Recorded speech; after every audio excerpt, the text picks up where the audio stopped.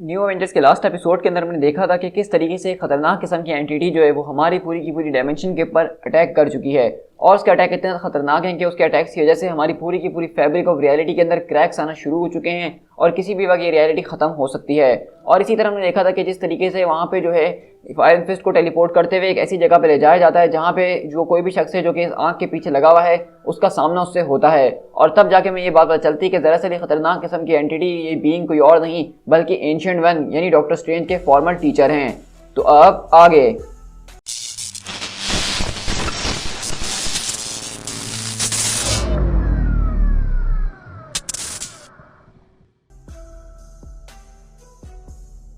तो इसी तरह हमारी कहानी की स्टार्ट होती है बेसिकली स्पाइडरमैन के साथ, जहाँ पे हम देखते हैं कि वो अपने ज़बरदस्त तरीके से वेब्स को यहाँ से वहाँ मार रहा होता है और कहता है कि गाइस हे सीरियसली गाइस मेरी ज़रा बात तो सुनो, यो गाइस सीरियसली मेरी बात क्यों नहीं सुनते हो तुम लोग, मैं बस ये कहना चाहता हूँ कि ये सारी की सारी चीज़ें काम नहीं कर रही हैं। और इसी तरह हम देखते हैं कि यहाँ पे न्यूयॉर्क सिटी की हालत तो बिल्कुल बदल के रह गई है क्योंकि ये सारे के सारे जो स्पिरिट्स वाले मॉन्स्टर्स हैं अजीब गरीब, इनके ऊपर इनके अटैक्स का कोई असर नहीं हो रहा है और आसपास की सारी की बिल्डिंग्स वगैरह को वो बर्बाद कर रहे हैं। इसी तरह हम लोग यहाँ से डॉक्टर वुडो के सेंटम सेंचुरियम के अंदर शिफ्ट होते हैं और हम देखते हैं कि यहाँ पे अभी भी ये तीनों इन सारी की सारी चीज़ों को पता करने में लगे हुए हैं कि आखिरकार ये चीज़ है कौन, आखिरकार ये हो कैसे सकता है।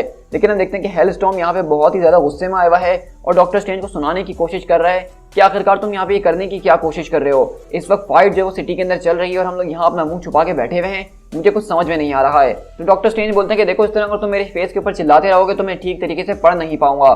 तो वहीं से हेलस्टॉर्म बोलता है कि मैं यही तो तुमसे कहना चाहता हूँ कि पढ़ने के लिए तुम्हारे पास बाकी की सारी जिंदगी पड़ी हुई है, लेकिन तुम अभी ये सब क्यों कर रहे हो, तुम्हें इस सब के बारे में पहले से पता होना चाहिए था। तुम जो हो मास्टर ऑफ मिस्टेक आर्ट्स रह चुके हो और जेरिको जो है वो मास्टर ऑफ मिस्टेक आर्ट्स है, यानी कि तुम दोनों के पास ये एजुकेशन होनी चाहिए थी और तुम लोग को पता होना चाहिए था कि इस वक्त ये सब क्या हो रहा है, ये सब पढ़ाई लिखाई का टाइम नहीं है अब। तो वहीं से हम देखते हैं कि अचानक बीच में जेरिको आता है अपनी किताबें लेकर और कहता है कि मैं तुम्हारी बात को यहाँ पे काटना चाहूंगा, लेकिन स्ट्रेंज मुझे बताओ कि कहीं हमारे पास्ट का कोई कंसर्न तो नहीं हो सकता है, जिस तरह के बैरन मोडो या डॉक्टर डूम वगैरह या फिर कोई डार्क डायमेंशन का रूलर वगैरह जो कि हमारी डायमेंशन के ऊपर आना चाहता है।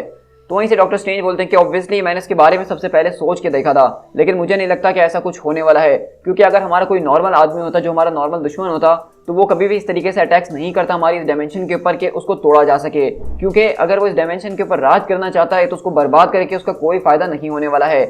तो इनसे हेलस्टॉर्म बोलता है कि मे भी तुम गलत सोचे हो, मे भी वो पर्सन जो है वो बिल्कुल पागल हो चुका और उसको कोई फर्क नहीं पड़ता है कि इस डायमेंशन में क्या होता और क्या नहीं होता। मतलब ऐसा भी तो हो सकता है कि वो सोच रहा हो कि अगर ये तुम्हारी नहीं हो सकती तो मेरी भी नहीं हो सकती, या फिर हो सकता है कि उसकी बच्ची ने उसको डंप कर दिया और उसका बदला लेने के लिए वो सबको बर्बाद करना चाहता है। देखो मैंने तुम्हें पहले भी इस बारे में वार्न किया था कि बार बार जो इन्वेजन हो रही है हमारी डायमेंशन के अंदर, इसके जरिए हमारे डायमेंशन बैरियर्स बहुत ही ज़्यादा वीक हो चुके हैं और वो इस पॉइंट पे पहुंच चुके हैं जिसको हम रिपेयर नहीं कर सकते हैं अब।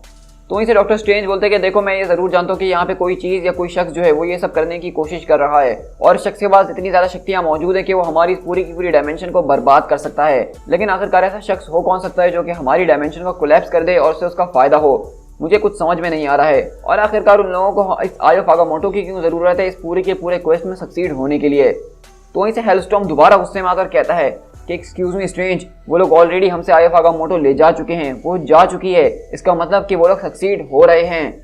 तो डॉक्टर स्ट्रेंज बोलते हैं कि तुमने बिल्कुल ठीक कहा और मेरा सवाल यही है कि आखिरकार ये सब कर कौन सकता है। मतलब ये कोई वही इंसान कर सकता है जो कि बहुत ही ज़्यादा स्किलफुल हो, जो कि हाईली ट्रेंड और पावरफुल इंसान हो। वो इंसान जानता है इस बात को कि किस तरीके से वो मेरे ऊपर काबू पा सकता है और मेरी बॉडी को कंट्रोल कर सकता है, और ये चीज़ कोई आम बात नहीं है, इस चीज़ के लिए काफ़ी ट्रेनिंग चाहिए होती हैं। ये जो कोई भी इंसान है हमारे ऊपर इतना ज़्यादा पावरफुल अटैक्स कर रहा है लेकिन उसके बावजूद भी हमें नहीं पता चल पा रहा कि वो कौन है, तो ये बात साफ जाहिर करती है कि वो बहुत ही पावरफुल इंसान है और जब तक वो नहीं चाहेगा हम उसकी प्रेजेंस को महसूस तक नहीं कर पाएंगे। और इस तरह ब्रदर वुडो बताता है कि वो लोग यहाँ पे रुके नहीं बल्कि वो मेरे ब्रदर की स्पिरिट को भी अपने साथ खींचते हुए ले गए हैं और आयरन फिस्ट को भी। मतलब वो जो कोई भी लोग हैं वो काफ़ी ज़्यादा स्किलफुल है, उनको पता है कि उनको किस तरीके से हमारे ऊपर अटैक करना है और आगे भी वो इस तरह करते रहे तो हमारा उनसे कोई मुकाबला भी नहीं होने वाला है। और इसी तरह हम अगले पल देखते हैं कि वहाँ से हेलस्टॉर्म बोलता है कि मुझे कम से कम ये तो दिखाओ कि इस वक्त न्यूयॉर्क सिटी के अंदर हो क्या रहा है। तो जेरी को बोलता है कि मैं ये कर सकता हूँ। तो वो बोलता है कि फिर इंतजार किस बात का, मुझे दिखाओ फौरन से कि इस वक्त वहाँ पे सब कुछ कैसा चल रहा है। और इसी तरह अगले पल देखते हैं कि डॉक्टर वुडो वहाँ पे जो एक ज़बरदस्त किस्म का स्पेल कास्ट करते हुए एक पोर्टल खोलता है जिसके जरिए वो लोग न्यूयॉर्क को देख रहे होते हैं और वहीं से वो लोग कहते हैं कि बाय द विशांटी, ये तो उससे भी ज़रा बदतर है जितना हमने सोचा हुआ था। और हम देखते हैं कि यहाँ पे लूक केज वगैरह इन सारे के सारे डीमन से मुकाबला कर रहे हैं, लेकिन आहिस्ता आहिस्ता करते हुए ये डीमन बहुत ज़्यादा बढ़ते जा रहे हैं। और हम देखते हैं कि वो सारे के सारे डीमन लूक केज के ऊपर हावी हो जाते हैं और उसको अंदर अपने खींच रहे होते हैं। लेकिन वहीं से हम अगले पल देखते हैं कि यहाँ पे एक ज़बरदस्त किस्म का इनके ऊपर अटैक होता है, जिससे वो सारे के सारे डीमन उड़ के जाते हैं और सारे के सारे न्यू एवेंजर्स पीछे पलट के देखते हैं कि आखिरकार ये क्या चीज़ था। और स्पाइडरमैन बोलता है कि लगता है कि मैंने मिस कर दिया यार, मैं थोड़ा बिजी था। लेकिन वहीं से लूक केज बोलता है कि अरे यार ये कोई नहीं बल्कि ये तो मेरी लड़की है। और इसी तरह हम देखते हैं कि यहाँ पे जेसिका जोन्स वापसी पहुंचती है लूक केज की मदद करने के लिए और वो दोनों मिलकर यहाँ पे ज़बरदस्त तरीके से उनके ऊपर अटैक कर ही रहे होते हैं। लेकिन इसी तरह हम देखते हैं कि जब वो लोग यहाँ पे इस वेव से निमट जाते हैं तो अगले बार उनकी तरफ जो वेव आ रही होती है वो मॉन्स्टर्स की, वो इससे भी ज़्यादा खतरनाक होती है। तो उसी तरह हम देखते हैं कि जेसिका जोन्स वहाँ पे उसको उड़ाते हुए लूक केज को अपने साथ वहाँ से निकाल के ले जा रही होती है। और इसी तरह हम देखेंगे मिस मार्वल को, तो वो बेसिकली इस पूरे के पूरे पोर्टल की तरफ जहाँ से सारे के सारे मॉन्स्टर्स आ रहे हैं उसके अंदर जाने का फैसला करती हैं और कहती हैं कि मैं वहाँ पे जाके सबको बंद करने की कोशिश करूँगी। लेकिन वहाँ पे हम देखते हैं कि जेसिका उसको ये करने से रोकती है, क्योंकि उनको नहीं पता कि उस पोर्टल के आर पार क्या चीज़ है और वहाँ पे कैरल जा सकती है भी कि नहीं जा सकती है। और हम देखते हैं कि इसी तरह हम देखते हैं कि हेलोस्टॉर्म बोलता है कि मुझसे कहो कि ये कुछ स्टूपिड करने की कोशिश नहीं कर रही है। तो डॉक्टर वुडो बोलता है कि स्टीफन तुम्हारी दोस्त मिस मार्वल उस पोर्टल में जाने की कोशिश कर रही है, तुम जानते हो ना कि क्या हो सकता है। तो स्टीफन बोलता है कि ओ नो। और अगली बार हम देखते हैं कि डॉक्टर स्ट्रेंज बेसिकली अपनी बॉडी को छोड़ते हुए अपनी एस्ट्रल फॉर्म के अंदर आते हैं और सीधा वो उसको रोकने के लिए आगे की तरफ बढ़ते हैं। लेकिन हम देखते हैं कि अब बहुत ज़्यादा देर हो चुकी होती है और मिस मार्वल जो है उस पोर्टल के करीब पहुंच चुकी होती हैं। और इसी तरह हम देखते हैं कि वहाँ पर उनकी चीखने की आवाज़ें आ रही होती हैं, उनकी पूरी की पूरी बॉडी जल के राख हो रही होती है। और इसी तरह हम देखते हैं कि वहाँ पे जेसिका जोन्स है वो बेसिकली लूक केज को ऊपर से छोड़ देती है और वो उसको बचाने की तरफ जाती है। लेकिन इसी तरह हम देखते हैं कि यहाँ पे सारे के सारे एवेंजर्स एकदम घबरा रहे थे कि ये हो क्या रहा है।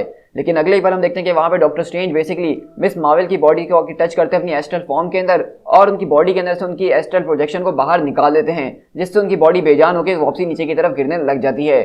और ये देख के मिस मार्वल वहाँ पे जोर जोर से चिल्ला रही होती हैं। और इसी तरह हम देखते हैं कि वहाँ पे लूक केज को जो है द थिंग पकड़ता है और मिस मार्वल की गिरती हुई बॉडी को जेसिका जोन्स पकड़ लेती है। और कैरल यहाँ पे जोर जोर से चिल्ला रही होती है, उसको कुछ समझ में नहीं आ रहा होता। तो वहीं से वो कहते हैं डॉक्टर स्ट्रेंज कि कैरल मेरी बात ज़रा सुनने की कोशिश करो, तुम इस वक्त बिल्कुल ठीक हो, मैंने तुम्हारी जान बचा ली है, मैंने तुम्हारी बॉडी से तुम्हारी एस्ट्रल फॉर्म को खींच के बाहर निकाल लिया, क्योंकि अगर तुम उस डायमेंशनल रिफ्ट के अंदर चले जाती तो तुम्हारी फिजिकल बॉडी उसको सह नहीं पाती और उसको डिसइंटीग्रेट कर दिया जाता। मैं जानता हूँ कि तुम बहुत ज़्यादा पावरफुल हो, तुम्हारे पास बहुत ही अजीम शक्तियाँ मौजूद हैं, लेकिन तुम जैसे पावरफुल इंसान भी उस पोर्टल के आर पार नहीं जा सकते हैं, इसीलिए मुझे ये सब करना पड़ा। तो उसी तरह हम देखते हैं कि वहाँ पे वो उसको लेते हुए ऊपर की तरफ आते हैं एक बिल्डिंग पे, जहाँ पे उसकी फिजिकल बॉडी के पास आके वो उसका सोल ट्रांसफ़र कर ही रहे होते हैं। और इसी तरह हम देखते हैं कि डॉक्टर स्ट्रेंज बताते हैं कि यहाँ पे किस तरीके से ये सारे के सारे मसले ख़राब हो रहे हैं और इस वक्त तुम्हें जो अपनी बॉडी के अंदर वापसी जाना होगा।